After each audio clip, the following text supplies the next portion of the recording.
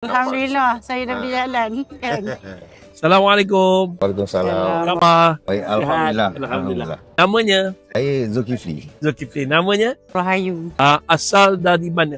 Perak, Tinggal sekarang? Kampung Pandan ni, Kuala Lumpur lah. Yang special sekarang, tak pakai insulin, tak makan ubat. Ubat doktor langsung. Saya saran untuk diri sendiri, saya fokus dengan JNI. Sebab saya tak boleh miss dekat rumah. Tinggal 2 ke 3 botol, saya cepat-cepat order. Apa perasaan abang bila tengok isteri macam ni? Alhamdulillah, pasal dulu tengok pasal kerja rumah kan. Kadang-kadang dia terbaring, kadang-kadang buat kerja sikit dia menggigil. Kan? Bila sekarang ni saya tengok, saya pula rasa takut. Sekejap dia buat tu, buat ni, saya cakap. Dia panjat dah. Macam mana? Betul ke tak betul saya cakap kan.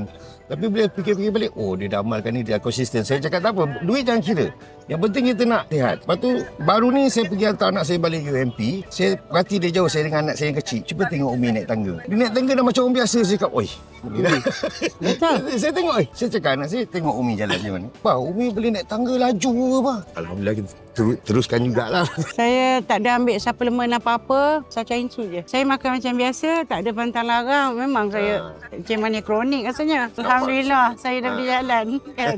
Semoga kita sehat, kuat dan taat. Alhamdulillah.